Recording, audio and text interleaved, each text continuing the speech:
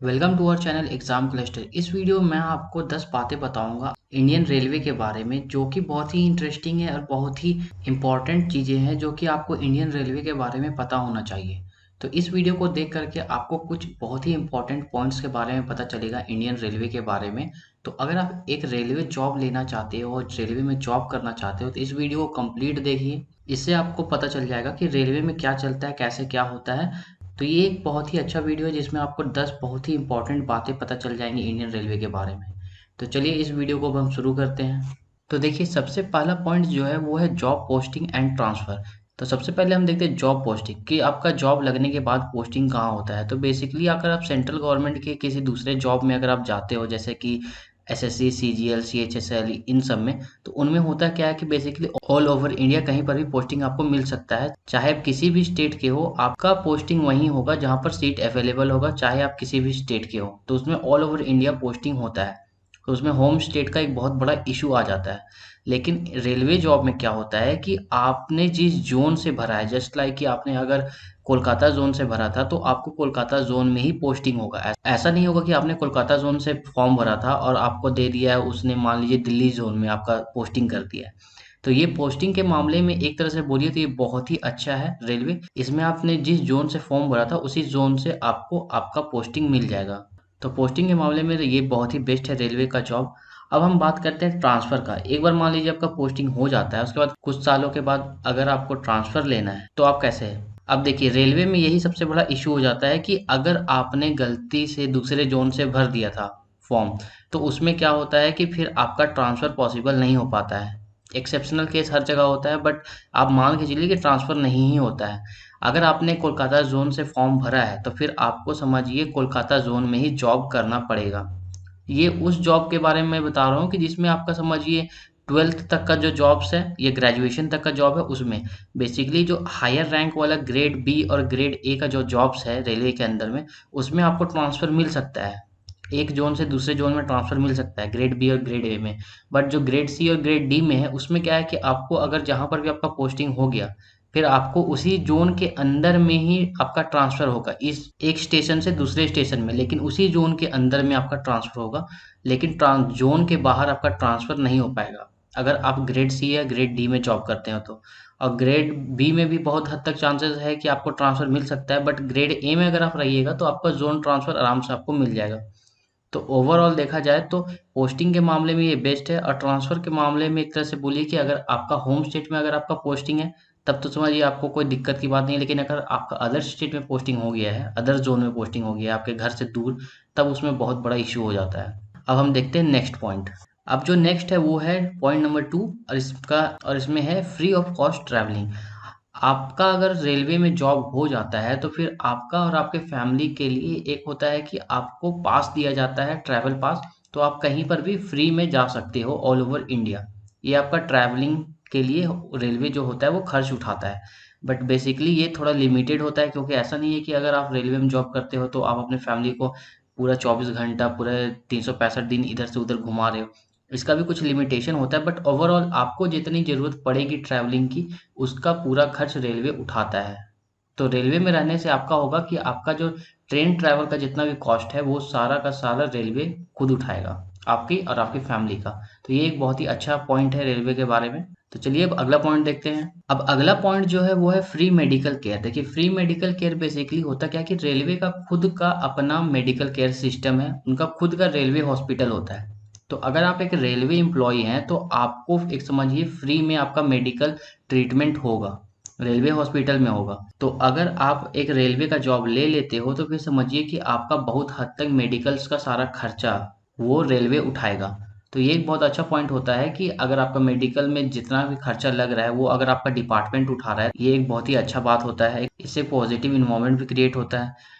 तो ये रेलवे के बारे में बहुत ही अच्छा पॉइंट है कि रेलवे में आपका इलाज फ्री में होता है, और वो भी रेलवे हॉस्पिटल में। इनका खुद का पर्सनल हॉस्पिटल होता है रेलवे हॉस्पिटल, उसमें। अगर आप कम समय में जनरल नॉलेज के लिए प्रिपरेशन करना चाहते हो तो आप हमारा ये सुपर शॉर्ट नोट्स जरूर ट्राई कीजिएगा। इसमें आपको हर एक सब्जेक्ट का शॉर्ट नोट्स मिल जाएगा। इसमें बेसिकली हर एक मेजर टॉपिक दिया हुआ है, तो इसे पढ़ने के बाद आपका हर एक लगभग समझिए मेजर टॉपिक कवर हो जाएगा उस सब्जेक्ट का। तो आपको अगर कम समय में तैयारी करना है तो आप इसे एक बार जरूर ट्राई करके देखिएगा। इसका लिंक डिस्क्रिप्शन बॉक्स में डाल दिया है। पॉइंट नंबर 4 आपको ज़्यादा इंपॉर्टेंट नहीं लगेगा, बट ये बहुत ही इंपॉर्टेंट है। ये क्या है? It is a central government job. Railway का जो जॉब है ये एक सेंट्रल गवर्नमेंट जॉब होता है। जैसे कि आपको पता है कि इंडिया में दो गवर्नमेंट है, स्टेट गवर्नमेंट और सेंट्रल गवर्नमेंट। तो रेलवे का जितना भी प्रॉपर्टी है, रेलवे जो पूरा इंडियन रेलवे कहलाता है, ये सेंट्रल गवर्नमेंट के अंडर में है। मतलब इस रेलवे का जितना भी देख देख करना है, एम्प्लॉय है, सैलरी है, ट्रेन है, मैनेजमेंट है, सारा कुछ सेंट्रल गवर्नमेंट के हाथ में है, ना कि स्टेट गवर्नमेंट के हाथ में है। चाहे आप किसी भी स्टेट में पोस्टेड रहो, जो आपका सैलरी है वो आपको सेंट्रल गवर्नमेंट ही देगा। और सेंट्रल गवर्नमेंट का एक सबसे बड़ा फायदा होता है कि central government all over India में ऑपरेट करता है। तो इसमें होता है कि आपका सैलरी आपको टाइम पे मिलता है, और बाकी सारा जितना भी डिपार्टमेंटल काम है वो बहुत ही मैनेज्ड वे में होता है, उसमें डिले ज़्यादा नहीं होता है। तो सेंट्रल गवर्नमेंट जॉब है, मतलब ये एक बहुत ही अच्छा जॉब है। इसमें टाइम पे सैलरी मिलती है, सब कुछ टाइम पे होता है। तो स्टेट गवर्नमेंट का जॉब आपको पता ही होगा कैसा होता है, स्टेट गवर्नमेंट के ऊपर डिपेंड करता है। लेकिन सेंट्रल गवर्नमेंट का जॉब में ज़्यादा डिलेज नहीं देखा जाता है, और इसमें सारा कुछ आपका टाइम पे होता है, चाहे वो सैलरी हो, चाहे छुट्टी हो, कुछ भी ट्रांसफ़र हो, कुछ भी, सब कुछ इसमें टाइम पे होता है। तो ये एक बहुत ही बड़ा पॉइंट है रेलवे के बारे में कि ये एक सेंट्रल गवर्नमेंट के अंडर का जॉब है। तो चलिए अब अगला पॉइंट। अब देखिए फिफ्थ पॉइंट जो है वो है डिपार्टमेंटल एग्जाम। देखिए हर एक डिपार्टमेंट जो होता है, चाहे रेलवे हो, चाहे कोई भी अदर डिपार्टमेंट हो, हर किसी में डिपार्टमेंटल एग्जाम का फैसिलिटी होता है। बट बेसिकली क्या होता है कि रेलवे का जो डिपार्टमेंटल एग्जाम है वो बहुत ही अच्छा है। मतलब ये बहुत कम समय में आप ज्वाइन करते हो, जब उसके कुछ सालों के बाद ही आपको ऑप्शन मिल जाता है कि आप डिपार्टमेंटल एग्जाम दे करके प्रमोशन ले सकते हो। तो डिपार्टमेंटल एग्ज़ाम के ज़रिए आपको प्रमोशन लेने का एक बहुत ही अच्छा मौका मिलता है इसमें रेलवे में। और वो भी डिपार्टमेंटल एग्ज़ाम इसका बहुत ही अच्छा होता है, अच्छी तरीके से होता है। और ऐसा नहीं है कि एक बार आपका जॉब जॉइन कर लिए उसके बाद फिर 15 साल के बाद या 10 साल के बाद डिपार्टमेंटल एग्ज़ाम देने का आपको मौका मिलेगा। जॉब जॉइन करने के कुछ ही सालों के बाद आपको डिपार्टमेंटल एग्ज़ाम देने का मौका मिलेगा, जिससे आप प्रमोशन ले सकते हो। तो प्रमोशन के लिए यहाँ पे आपको डिपार्टमेंटल एग्ज़ाम आपके लिए एक अच्छा खासा ऑप्शन है। तो अगर आप मान लीजिए कि आप ग्रुप डी में भी ज्वाइन करते हो रेलवे में, तो आपके पास एक बहुत ही अच्छा चांस है इस डिपार्टमेंटल एग्जाम के जरिए कि आप एक स्टेशन मास्टर तक बन सकते हो प्रमोशन लेते लेते। तो ये एक बहुत ही अच्छा ऑप्शन है वैसे लोगों के लिए जो लोअर पोस्ट पे ज्वाइन करते हैं और अपर पोस्ट की ओर जाना चाहते हैं। तो ये डिपार्टमेंटल एग्जाम रेलवे का बहुत ही अच्छा है as compared to other branches of central government. ठीक, अब चलिए अगला पॉइंट देखते हैं। अब देखिए जो नेक्स्ट पॉइंट है वो है स्पोर्ट्स। स्पोर्ट्स का रेलवे से क्या रिलेशन है आप यही सोच रहे होगे, बट बेसिक आप ये समझिए कि हर एक डिपार्टमेंट स्पोर्ट्स में अपना पार्टिसिपेशन रखता है। बट रेलवे का जो पार्टिसिपेशन है स्पोर्ट्स में वो बहुत ही अच्छा है। और एक तरह से बोलिए तो रेलवे स्पोर्ट्स के ऊपर बहुत ध्यान देता है।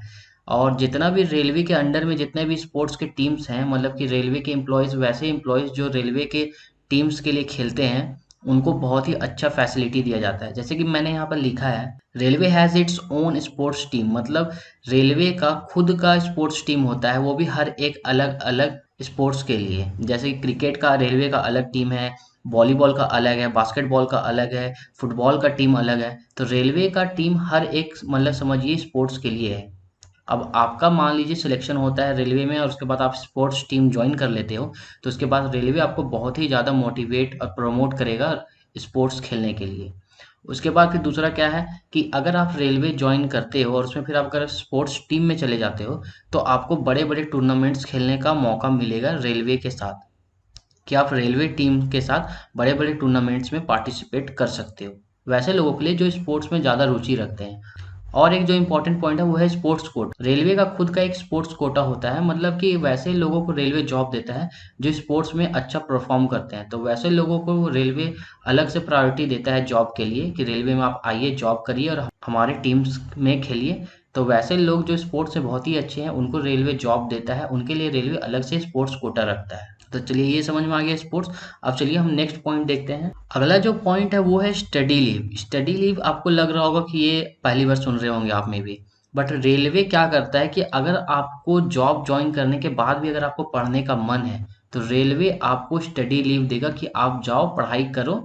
और दूसरा क्या है कि रेलवे आपको जब स्टडी लीव दे ही रहा है कि आप जाओ पढ़ाई करो, तो उसके लिए रेलवे आपका खर्चा भी उठाएगा। आपका जितना भी आपका ट्यूशन फीस होगा, मतलब कॉलेज या जहाँ पर भी आप एडमिशन लेते हो, उसका जो फीस होगा वो रेलवे पे करेगा। आपकी पढ़ाई का सारा खर्च रेलवे उठाएगा और आपको छुट्टी भी देगा रेलवे पढ़ाई करने के लिए। बट ये जो जितना भी पढ़ाई है, स्टडी है, ये सारा कुछ रेलवे के फ़ायदे के लिए ही होना चाहिए। ऐसा है कि अगर आप रेलवे के फ़ायदे के लिए कुछ पढ़ाई करना चाहते हो, तो रेलवे आपको अपने पैसे पे पढ़ाएगा। अब ऐसा नहीं होगा कि रेलवे में अगर आप हो और आप पढ़ाई करना चाहते हो कुछ ऐसा चीज़ के लिए जिससे रेलवे का कोई वास्ता नहीं है, तो रेलवे खर्च उठाएगा। रेलवे उसी चीज़ के लिए खर्च उठाएगा जिस चीज़ से रेलवे को फ़ायदा है।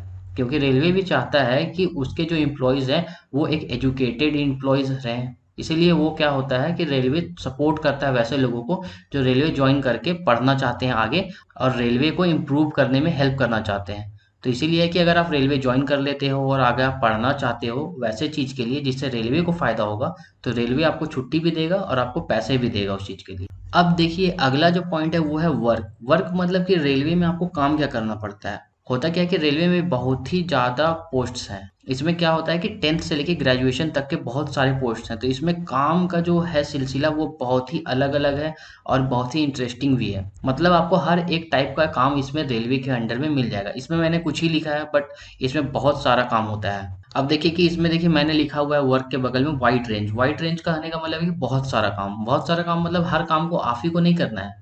आपको एक ही काम असाइन किया जाएगा, एक ही काम दिया जाएगा, लेकिन रेलवे के अंडर में बहुत सारा काम होता है जिसे में से आपको एक चुनना होता है या बेसिकली आपका सिलेक्शन प्रोसेस के टाइम ही आपको उस चीज़ के लिए सिलेक्ट किया जाता है।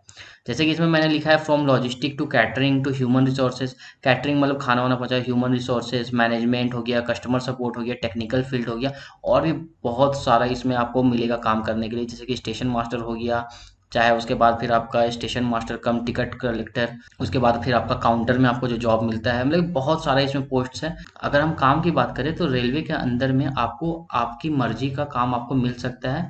तो रेलवे के अंडर में अगर आप जाते हो तो आपको आपका मनपसंद जॉब मिल सकता है। अब जो अगला पॉइंट है वो है रेलवे शॉप। रेलवे शॉप मतलब एक तरह से समझिए रेलवे कैंटीन। जैसे कि आपने सुना होगा आर्मी कैंटीन, वैसे ही होता है रेलवे कैंटीन। अब इसमें क्या होता है कि इसमें जितने भी प्रोडक्ट्स होते हैं उसको अगर आप खरीदते हो, अगर आप रेलवे एम्प्लॉय हो तो आपको उसमें अच्छा खासा सब्सिडी मिलता है। तो एक ये बहुत ही अच्छा फ़ायदा होगा। आपने आर्मी वालों को देखा होगा कि आर्मी वालों के लिए या बीएसएफ वालों के लिए उनका जो कैंटीन होता है उनमें उसको बहुत ही ज़्यादा सस्ता में सारा कुछ सामान मिलता है, उनको सब्सिडी दी जाती है। उसी तरह से रेलवे वालों को भी दिया जाता है। तो ये चीज़ आपको बहुत ही फ़ायदा पहुँचाएगा। अगर आप एक रेलवे एम्प्लॉय हैं तो आपको जितने भी सामान होंगे आपके लिए जो खाने-पीने का सामान या कुछ भी, उसमें आपको बहुत ही अच्छा सब्सिडी मिलेगा, बहुत ही अच्छा डिस्काउंट मिलेगा। अब जो लास्ट पॉइंट है और जो सबसे बेसिक पॉइंट है वो है होम, घर। कि आप जॉब करते हो अगर रेलवे में तो आप रहोगे कहाँ, कैसे इन्वायरमेंट में रहोगे, क्या सब कुछ अवेलेबल होगा या नहीं होगा, ये सारा कुछ मैं आपको इस पॉइंट में बताता हूँ। देखिए रेलवे के बारे में इतना आपको याद रखना चाहिए कि रेलवे जहाँ भी रहता है, रेलवे स्टेशन जहाँ भी रहता है, उसके अगल-बगल आपको रेलवे कॉलोनी ज़रूर मिलेगा। आपने हर जगह सुना होगा, हर एक डिस्ट्रिक्ट में या जहाँ पर भी रेलवे है, रेलवे कॉलोनी एग्ज़िस्ट करता है। भले ही सारे एम्प्लॉय रेलवे कॉलोनी के अंदर ना आ रहे, लेकिन रेलवे कॉलोनी होता है। ये एक पॉजिटिव इम्पैक्ट देता है कि रेलवे के अंदर में जितने भी लोग काम करते हैं, वो रेलवे कॉलोनी में रहते हैं। लेकिन इसमें देखिए सबसे अच्छा पॉइंट क्या है कि देखिए रेलवे का जितना भी घर होता है और जितना भी अपार्टमेंट्स होते हैं रेलवे के अंडर में, वो सारे के सारे अच्छे होते हैं। मतलब रेलवे के अंडर में जितने भी घर और अपार्टमेंट्स आपको दिए जाते हैं, अलॉट किए जाते हैं आपका रेसिडेंशियल के लिए, वो अच्छे होते हैं, वो आप उसमें आराम से रह सकते हो। और वो बेसिकली होता क्या है कि अगर आपको रेलवे कॉलोनी के अंदर में मिल गया तब तो और अच्छा है कि आपका एक अच्छा खासा इन्वायरमेंट वहाँ बिल्ड हो जाता है। ये सारे रेलवे फैमिलीज़ वहाँ पर रहेंगे। और दूसरा क्या होता है कि रेलवे कॉलोनी हो चाहे रेलवे का जो भी अपार्टमेंट हो या जो भी प्रॉपर्टी है रेलवे का जहाँ रेसिडेंशियल के लिए अलॉट किया जाता है, उसमें सारी फैसिलिटीज़ अवेलेबल होती हैं लाइक इलेक्ट्रिसिटी, वाटर सब कुछ अवेलेबल होता है उनमें। ऐसा नहीं है कि आप कहीं रेलवे कॉलोनी में जाइएगा तो वहाँ आपको बिजली नहीं है, पानी नहीं है, ये सब सारा चीज़, ये सारा कुछ वो सॉल्व करके आपको देते हैं। तो अगर आप रेलवे में जॉब करते हो तो आपको एक अच्छा घर या अपार्टमेंट मिलेगा जिसमें कि सारे फैसिलिटीज़ अवेलेबल होगा। और इनमें से सबसे इम्पोर्टेंट पॉइंट जो है वो है भरोसा। कि अगर आपका रेलवे में जॉब हो जाता है तो आप इतना मान के चलिए कि आपको एक रेसिडेंशियल क्वार्टर मतलब आपको एक घर ज़रूर मिलेगा। घर या अपार्टमेंट एक तो ज़रूर मिलेगा आपको रहने के लिए। ऐसा नहीं होगा कि आपका जॉब लगने के बाद आपको कोई घर या अपार्टमेंट अलॉट नहीं किया जाए। क्योंकि रेलवे के पास घर और जितने भी अपार्टमेंट्स हैं उनकी नंबर्स बहुत ज़्यादा हैं। रेलवे के पास अवेलेबिलिटी बहुत ज़्यादा है अपने एम्प्लॉइज़ घर या अपार्टमेंट देने के लिए। तो अगर आप एक रेलवे एम्प्लॉय बनना चाहते हैं तो आप ये चीज़ एकदम टेंशन छोड़ दीजिए कि आपको कहाँ रहना होगा। आपके लिए रेलवे पहले से घर या अपार्टमेंट सेलेक्ट करके रख देगा। तो ये बहुत ही अच्छा पॉइंट है रेलवे के बारे में। तो चलिए इस वीडियो में बस इतना ही। इस वीडियो को देख करके आपको रेलवे के बारे में बहुत अच्छा खासा अंदाज़ा हो गया होगा कि रेलवे में आपको क्या-क्या मिलेगा, क्या-क्या नहीं मिलेगा। तो आई होप कि इस वीडियो से आपका डाउट्स क्लियर हो गया होगा। तो अगर आप हमारे चैनल पे न्यू हैं तो हमारे चैनल को सब्सक्राइब ज़रूर कर लीजिएगा।